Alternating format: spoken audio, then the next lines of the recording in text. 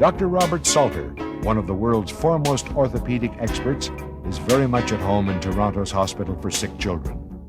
In his 40 years at Sick Kids, he has held the positions of Chief of Orthopedic Surgery and Surgeon-in-Chief, and has counted Dr. William Mustard among his colleagues.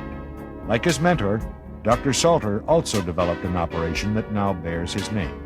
35 years ago now, we carried out a worldwide epidemiological study of the incidence of congenital dislocation of the hip. And what we found was that in countries worldwide where the newborn babies are carried on their mother's back or on the side with the hips flexed, that is bent up, in the same position they were in the uterus before birth, the incidence of dislocation of the hip was very low. By contrast, however, in those countries where the babies are strapped to a board with their hips straightened right out, there's a very high incidence of dislocation of the hip.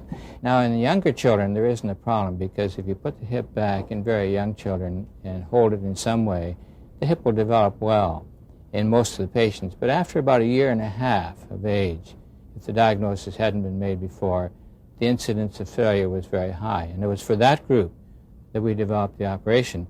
And what we decided to do is to change the direction of the whole socket, that is, from there to there. And the way we accomplished that was to divide the bone through and then change the direction of the socket. This left a gap in here. We took bone from the top, put it in the middle in a wedge shape, and put this pin across. Sometimes we use 2 pins. Other people call it the Salter operation, but I still to this day call it the anomalous osteotomy. We can see that you can straighten the hip out, and you can move it this way, you can move it all ways, and it doesn't come out. It's very stable. So 6 weeks later, the child can get up and start walking again. The Salter operation also turned out to be an ideal treatment for Legg-Perthes disease. In 1970, Dr. Salter turned his attention to a radical new treatment for joint injuries. Yeah, but it was the result of a lot of observations. As a young doctor, seeing the harmful effects of immobilization, patients coming out of cast after 2 or 3 months and being barely able to move the joint and having a lot of pain. And I suffered a lot of injuries as an athlete, playing football and hockey and as a boxer. And I learned that if I could stay away from an orthopedic surgeon and not be put in a cast, which was the traditional treatment for joint injuries, that I did very much better. It was through the animal research that we learned that continuous passive motion, and that was the term that we coined for it, was safe and that it was effective. It absolutely improved the rate of healing of injuries in the joint. It was such a radical concept that originally a lot of people said that it was impossible, it wouldn't work. And I'd like the Roman rule that says that the one who says it can't work should never interrupt the one who's doing it.